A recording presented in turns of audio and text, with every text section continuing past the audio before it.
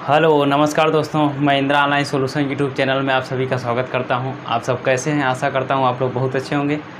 पिछली क्लास में हम लोगों ने घन एवं घनमूल को बहुत अच्छे से पढ़ लिया था और उस पर आधारित इम्पॉर्टेंट क्वेश्चंस भी पढ़ लिए थे। आज की क्लास में हम लोग पढ़ लेते हैं घातांक एवं करड़ी।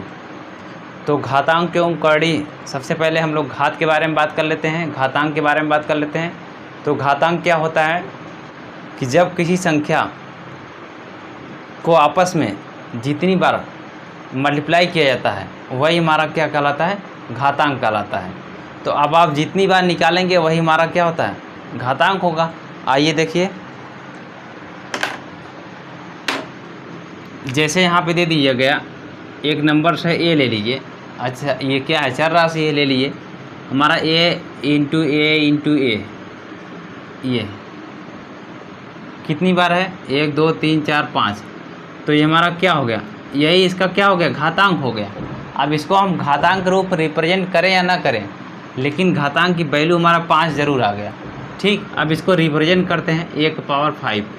अब ये रिप्रेजेंट किया गया है, या ये कह सकते हैं जब किसी संख्या के ऊपर घात के रूप में जो भी संख्या आती है वही हमारी क्या कहलाती है?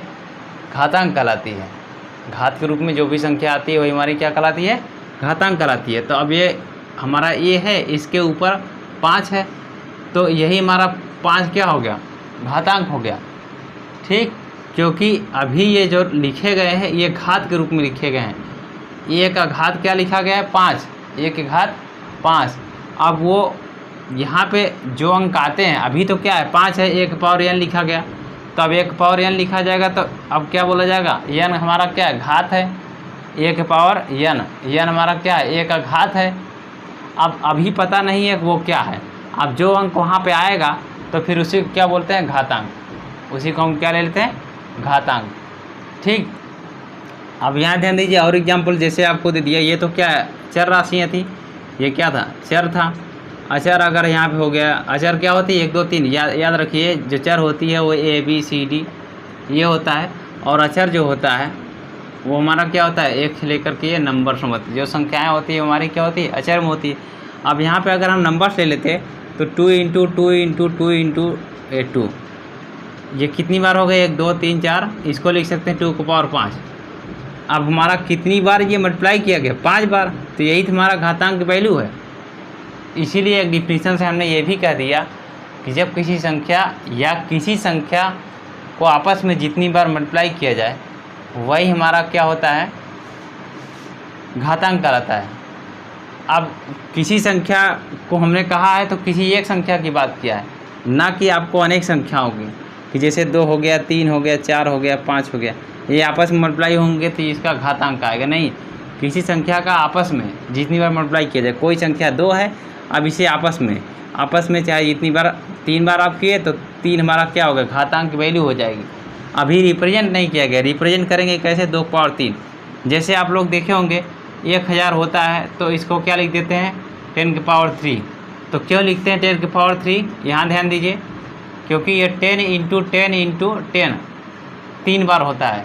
जब 3 बार इसका गुणा किया जाता है तब 1000 आता है, इसीलिए हमारा 10⁻3 हो जाता है। अब घातांक हमारी यहाँ तो आपको मिल गई 3, और हम लोग जल्दी से कैलकुलेट कर लेते हैं कि 1 2 3 3 0, इसलिए घातांक वैल्यू 3 हो गई। लेकिन रियली में होता क्या है कि 10 का 3 बार मल्टीप्लाई हुआ है, 1 2 3, तब जाकर 3 आया है घातांक रूप में। ऐसे ही आपको मिल जाता है, वो ऐसे दिया गया, ऐसे इतना 0 दे दिया गया।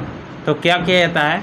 और घातांक की ज़रूरत क्यों पड़ी? घातांक की ज़रूरत ये इसलिए पड़ी क्योंकि हम कोई भी नंबर्स को ज़्यादा बड़ा में लिख करके, संक्षिप्त में लिख करके अपना टाइम भी बचाएं और अपना पेज भी बचाएं। और आप देख ही रहे कितना काम आता है घातांक का।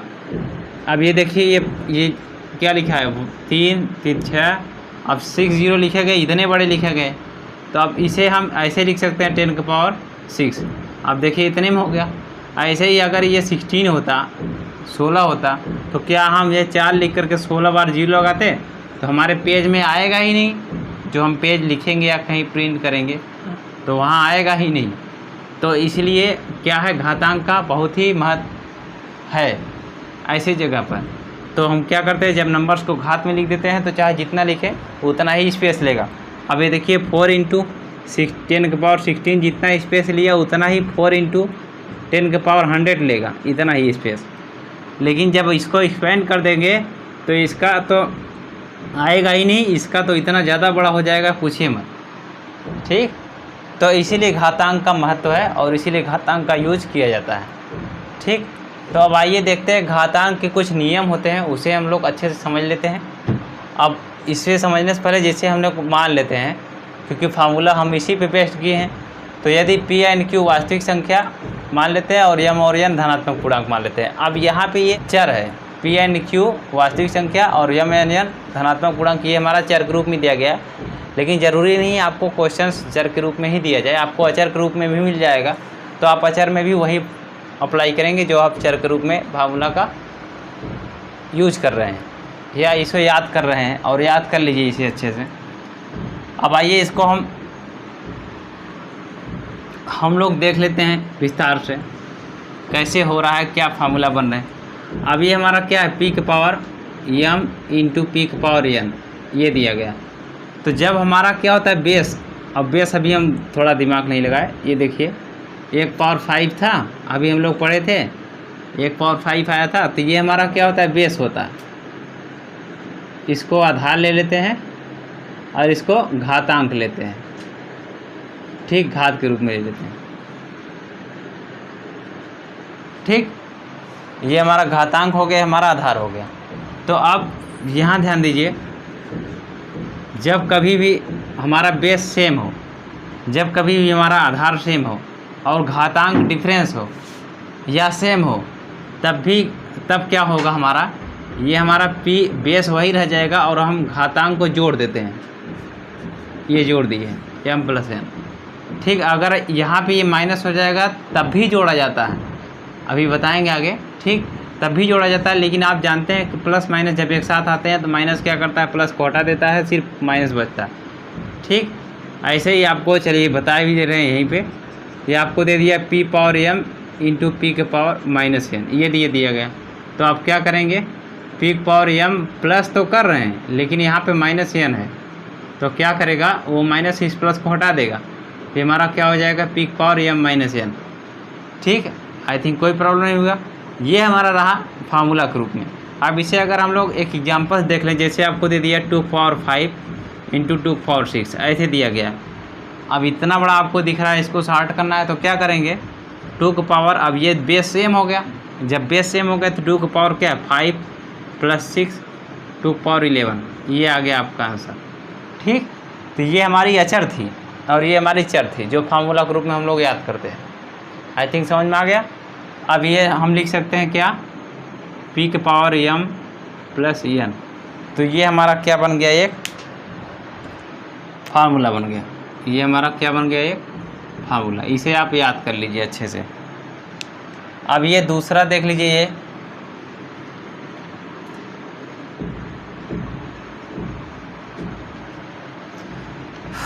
इसमें देखिए पी के पावर एम अपान ये पी के पावर एन, ये दिया गया है। ठीक, अब यहाँ ध्यान दीजिए, जब कोई संख्या या फ्रैक्शन यहाँ पे, ठीक, जब कोई फ्रैक्शन का अंश और हर, देखिए यहाँ पे हमारा अंश में कोई नंबर्स लिखे गए हैं और उसका पावर दिया गया है, और हर में कोई नंबर्स लिखे गए हैं उसका पावर दिया गया है। तो जब हम हर को उठाकर ऊपर ले जाते हैं तो उसका पावर अगर नीचे माइनस है तो ऊपर जाएगा तो प्लस हो जाएगा, और अगर नीचे प्लस है तो ऊपर जाएगा तो माइनस हो जाएगा। और ऐसे ही अगर अंश वाला नंबर्स का पावर दिया गया है, मतलब घात के रूप में दिया है, इंडिस के रूप में दिया गया है, तो और ये साइन इसका माइनस है तो नीचे ले जाएंगे तो प्लस हो जाएगा, और यहाँ पे साइन अगर प्लस है तो नीचे ले जाएंगे तो माइनस हो जाएगा। ये याद रख लीजिए। जैसे आप जानते हैं बराबर में कि इधर माइनस होता है तो उधर जाता है प्लस हो जाता है, और प्लस इधर है तो उधर माइनस हो गया, और भाग इधर है तो उधर गुणा हो गया, और गुणा इधर है तो उधर भाग हो गया। तो ये इंटरचेंज होते रहते हैं। वैसे ही हमारा अंश और हर में भी इंटरचेंज होता है जब घात के रूप में होता है। ठीक, जब घात के रूप में होता है तभी ऐसा होता है। ऐसा नहीं है कि 1/b लिख दिया गया है तो आप इस इंटरचेंज करेंगे तो यहाँ का माइनस प्लस हो जाएगा, ऐसा कुछ नहीं। पावर के रूप में दिया रहेगा तब। तो यहाँ पे दीजिए दे दिए -2 दे दिया है और यहाँ पे भी दिया गया, तो हमारा a के पावर a² b ये हो गया, क्योंकि हम इसको नीचे लेकर चले आए तो हमारा ये प्लस हो गया, तो 1/a हो गया। ठीक, अब यहाँ ध्यान दीजिए इसको, तो इसको क्या लिखेंगे p के पावर m। अब इसको हम यहाँ पे कोई भी नंबर अपने आप में क्या होता है, प्लस होता ही है। अगर प्लस माइनस नहीं लगा है तो प्लस साइन नहीं दिया गया तो प्लस अपने आप में होता है। तो अब ये p के पावर n हो गया, तो p के पावर n अब ये इसको उठाकर ऊपर ले जाते हैं, क्योंकि इसको हम ऐसे भी लिख सकते हैं p के power m into 1 power p के पावर n, ऐसे लिख सकते हैं, इसको लिख दिए। अब ये p के पावर m इंटू ये अब उठाकर ऊपर ले जाते हैं, तो p के पावर -n हो गया, हमारा p के पावर m -n हो गया। ठीक, आई थिंक समझ में आ गया। अगर ऐसे ही एक एग्जाम्पल्स ले ली जाए, जैसे आपको दे दिया 7 के पावर 8 दिया है और 7 के पावर 6 दिया है। ठीक है, तो अब क्या करेंगे, 7 के पावर 8 ऊपर हो गया, इसको ऊपर है ही है, और इसको ऊपर उठा कर ले जाते हैं, 7 पावर -6 हो जाता है। अब ये 7 के पावर 8 -6 हो गया, तो 7 के पावर 2 हो गया, यानी 49 हो गया। ठीक, ऐसे आपको क्वेश्चन दे दिया जाएगा, आप ऐसे लगाएंगे। आई थिंक समझ में आ गया। अब इसका फार्मूला के रूप में लिख लेते हैं इसको, क्या, p के पावर m -n। तो मतलब हम लोग क्या देख रहे हैं, वही है, बस थोड़ा सा साइन चेंज हुआ कि आपको अलग अलग फार्मूला दिख रहा है। और आप अगर थोड़ा दिमाग लगाइए तो आपको एक ही 2 पॉइंट याद रखने हैं, बाकी अपने आप उसी में से निकल रहे हैं। अब ये देख लीजिए, यहाँ पे ध्यान दीजिए, इसमें दिया गया है, इसका क्या होगा देख लीजिए, ये होगा p के पावर m इंटू n। ठीक, p के पावर m इंटू n, ये हमारा फार्मूला बनेगा। ठीक, अब देख लीजिए इसको कैसे हो रहा है। p के पावर m इंटू n दिया गया, जब हम ब्रैकेट ओपन करते हैं तो हमेशा आपको बताया गया होगा, बार्टमास रूल से लेकर के हमेशा बताया गया होगा, ब्रैकेट ओपन करते हैं तो मल्टीप्लाई करते हैं, तो हमारा p के पावर m इंटू n हो गया। ठीक, ओपन कर देते हैं ना, ये वाला ब्रैकेट हटा देते हैं तो m और n आपस में मल्टीप्लाई हो जाते हैं, मल्टीप्लाई हो गए तो mn हो गए। ठीक, p के पावर mn बन गए। आई थिंक कोई प्रॉब्लम नहीं हुआ होगा, समझ में आ गया। ऐसे एग्जांपल देख लीजिए, जैसे आपको दे दिया गया है 2 के पावर 4 दिया है और ऐसे दे दिया गया है 3। ठीक, तो अब आप क्या करेंगे, इसको 2 के power 4 into 3 is equal to क्या हो गया, 2 के पावर 12 हो गया, इतना आ गया। अब आप पूछेंगे कि सर ये हो कैसे रहा है, तो आइए आपको बताते हैं हो कैसे रहा। ये 2 के पावर 4 है और इसका के पावर 3 है, तो 2 के पावर 4 लिखिए, इसका 3 है, यानी 3 बार मल्टीप्लाई हुआ, तो चलिए इसको 3 बार मल्टीप्लाई कीजिए, 2 के पावर 4 इंटू 2 के पावर 4 हो गया। कोई प्रॉब्लम आपको नहीं हुआ। अब 1 2 3 बेस सेम है तो बेस लिख लेते हैं। अब अंश हमारा नहीं, घात हमारा चाहे कुछ भी हो सब ऐड हो जाता है जब बेस सेम हो जाता है। बेस सेम हुआ तो हमारा घात जो होता है वो ऐड हो जाता है, जुड़ जाता है। 4 + 4 + 4 तीनों जोड़ देते हैं, 4 + 4 + 4 बराबर क्या होगा, 2 के पावर 12। तो हमारा क्या देख रहे हैं आप, फार्मूला यही बन रहा है। देखिए यही फार्मूला यहाँ अप्लाई किया गया और आपको बता दिएगा कि ये फार्मूला याद कर लीजिए। ये क्या बता दिया गया कि फार्मूला याद कीजिए। दैट मीन्स कहने का ये हुआ कि हो रहा है यही प्रोसेस। यहाँ हमने जब लॉन्ग में इसको लिया तो वही प्रोसेस हो रहा है, और जब फार्मूला के रूप में बता दिया जाता है और तब उसको मल्टीप्लाई कर लेते हैं तो क्या है, इससे हमारा थोड़ा टाइम बच जाता है। और आप लोग जानते भी हैं कि गुणा और जोड़ में क्या डिफरेंस है। जोड़ हमारा क्या है, लॉन्ग प्रोसेस है, और गुणा हमारा क्या है, शॉर्ट प्रोसेस है। कैसे, जैसे 2 × 4 लिखा गया तो 2 × 8 आप तुरंत लिख लिए, लेकिन अगर यही ये तो क्या गुणा हमको आसान कर दिया, 8 ला दिए जल्दी से। लेकिन अगर वही 2 को, और इसका कहने का मतलब ही यही होता है, 2 को 4 बार क्या किया गया, यूज किया गया, 2 + 2 + 2, ये 1 2 3, तो 2 2 4 हो गए, 4 2 6 6 2 8। अब हमारा 8 आया, तो ये हमारा एडिशन हो गया। तो गुणा जो होता है वो एडिशन का शॉर्ट फॉर्म होता है, ये याद रखिए। जोड़ का शॉर्ट फॉर्म संक्षिप्त रूप ही हमारा क्या होता है, गुणा होता है। जोड़ हम इतना लंबा ले जाएंगे 100 तक जोड़ेंगे, और गुणा क्या है, ऐसे ही जैसे ये 4 था ना, ऐसे ही 2 × 100 कर दिए तो हमारा 200 आ गया। लेकिन क्या हम 2 को 200 बार लिखेंगे, कहीं पेज में लिखेंगे तो कम पड़ जाएगा, ठीक, और उतना बड़ा कौन लिखेगा, तो इसलिए गुणा का यूज है। ठीक वैसे जैसे हम लोग अभी घातांक की बात कर रहे थे कि घातांक में क्या होता है, अब उसमें बताए ही थे, ठीक, कि आप बार बार कितना लिखेंगे 0, उससे अच्छा आप घातांक के रूप में लिख दीजिए, उतने स्पेस में आ जाता है, ठीक। वैसे इसका भी अब यहाँ पे आप क्या देखें कि वही आ रहा है, बस क्या लॉन्ग प्रोसेस को यहाँ 60 में ले लिया गया गुणा करने के बाद। अब इसका देख लीजिए, जब इस तरह मिलेगा, दो नंबर्स आपस में मल्टीप्लाई किए गए हैं, ठीक है, और उसका पावर क्या है, यम एन सेम है, मतलब अलग अलग है, तो अब क्या करते हैं, पी के पावर यम कर लेते हैं, जो पहली नंबर्स होती है उसका पहला दे देते हैं पावर, जो दूसरी होती है वो दूसरे वाले दे देते हैं। ये हमारा इस तरह बन जाता है, ये हमारा फार्मूला बन गया, ठीक। याद कर लीजिए, जैसे एग्जाम्पल दे दीजिए हम यहाँ पे, हम ले लीजिए इसको 2 और ये 3 ले लीजिए, और यहाँ पे दे दीजिए गया 4 गुणे 3 दे दिया गया, तो हम इसे क्या लिखेंगे, 2 का पावर 4 लिखेंगे, इसको क्या लिखेंगे, 3 का पावर 3, ठीक। कोई प्रॉब्लम नहीं हुआ आपको। अब ऐसे ही इसका हो गया पी बाई क्यू के पावर, पूरे ब्रैकेट किया गया, ऊपर होल का पावर क्या एन दिया गया, तो इसको क्या लिखेंगे, पी पावर एन अपान पी पावर क्यू का पावर एन, क्या बनेगा फार्मूला, यही बनेगा हमारा, ठीक। अब ये देखिए क्या हो रहा है, यहाँ पे कोई भी पी बटा क्यू दिया है पावर एन। अब यहाँ ध्यान दीजिए, ये हम ब्रैकेट ओपन किए मल्टीप्लाई होता है, तो अब ब्रैकेट क्या होता है, बड़ा ब्रैकेट पूरा एक साथ ले लिएगा, तो आप ब्रैकेट को छोटा कर सकते हैं, अलग अलग भी ब्रैकेट लगा सकते हैं, ठीक। और कब, जब हमारा क्या है, घातांक हमारा सेम होता है दोनों का, तभी हम बड़ा ब्रैकेट लगाते हैं और फिर आवश्यकता अनुसार उसे छोटा कर लेते हैं। अब देखिए इसका घातांक सेम था, क्योंकि दोनों ब्रैकेट बड़ा वाला दोनों पर लगा हुआ है, तो ये अलग किए तो हमारा पीक पावर एन, इसको भी पीक पावर क्यू पावर एन हो गया, ठीक। तो अब इसे क्या लिखेंगे, पीक power n upon q power n, ये हमारा हो गया। इसी को हम फार्मूले के रूप में ले लीजिए। जैसे एग्जाम्पल आप देख लीजिए, 2/3 दिया गया है और ये हमारा देख लीजिए 3 दिया गया है, ये दे देते हैं, तो पूरा ब्रैकेट में है, तो अब इसको ओपन करते हैं 2 का पावर 3 और ये 3 का पावर 3, तो हमारा क्या हो गया, 8/27 हो गया। अब सोचिए आपको बनाया क्यों गया ऐसा, क्योंकि 8/27 जो है, हम लोग क्या देख रहे थे, 2 का पावर 3, 8 को लिख सकते हैं 2 का पावर 3, 27 को लिख सकते हैं 3 का पावर 3।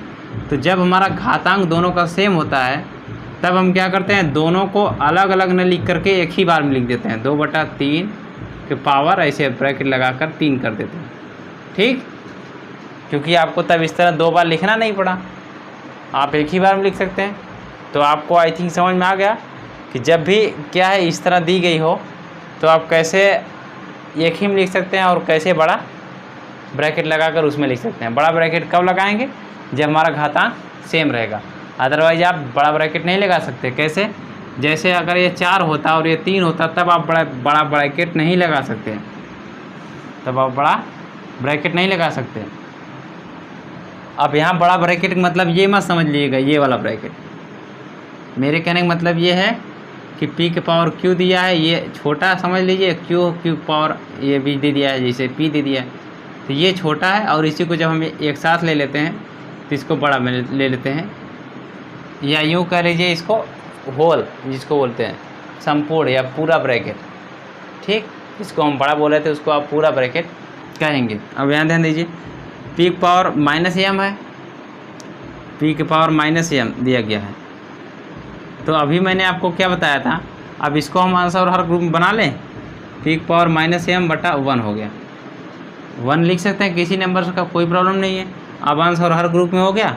अब अंश देख रहे हैं क्या, -m पावर ग्रुप में, अभी मैंने आपको बताया था किसी में, ये इसमें बताया था कि जब क्या है अंश और हर ग्रुप में लिखे गए हों, तो हम अगर हर वाले को उठाकर ऊपर ले जाएंगे तो भी साइन चेंज होगा, नीचे ले जाएंगे तो भी साइन चेंज होगा, तो हम इसको नीचे ले जा रहे हैं क्योंकि हमको प्लस बनाना है, तो 1/p के पावर m हो जाएगा, प्लस में हो जाएगा, ठीक। तो अब ये हमारा क्या लिखेंगे, 1/p के पावर m, ये आपका एक फार्मूला बन गया, ठीक। और p के पावर 0 का वैल्यू हमारा क्या होता है, 1 होता है, याद रखिए, ठीक, कंठस्थ कर लीजिए। इसका एग्जाम्पल दिखा देते हैं आपको, देख लीजिए। जैसे आपको दिया गया 2 का पावर -4, ये दिया गया, तो आप क्या लिखेंगे इसको, 2⁻⁻4 इज इक्वल टू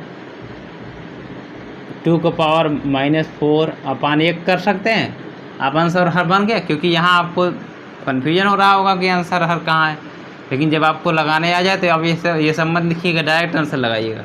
2⁻⁻4 हो गया, अब इसको नीचे ले आते हैं तो 1/2⁻4 हो जाता है प्लस में। तो आप 1/2⁻4 आप जानते हैं 16 होता है, तो ये आपका आंसर हो गया। तो आपको ये फार्मूला किस में काम आएगा, ऐसे टाइप के क्वेश्चन लगाने में, ठीक, इस टाइप के क्वेश्चन लगाने में ये फार्मूला काम आएगा, ठीक। और जब कभी क्या है इसका देख लीजिए, किसी भी नंबर्स के पावर 0 होता है वो हमारा क्या होता है, उसकी वैल्यू 1 होता है।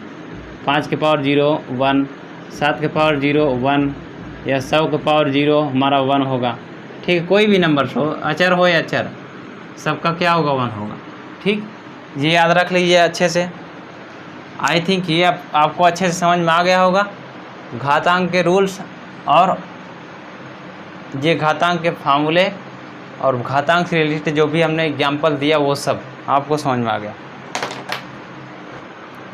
तो हम लोग करड़ी पर डिस्कस नेक्स्ट एपिसोड में कर लेंगे, क्योंकि करड़ी में कुछ और भी इम्पॉर्टेंट पॉइंट्स हैं और उसका कैलकुलेशन है, आप कैसे फास्ट तरीके से कर सकते हैं, परमेयीकरण कैसे की जाती है, और वैसे भी परमेयीकरण हमने डिस्कस कर लिया है पिछली क्लास में।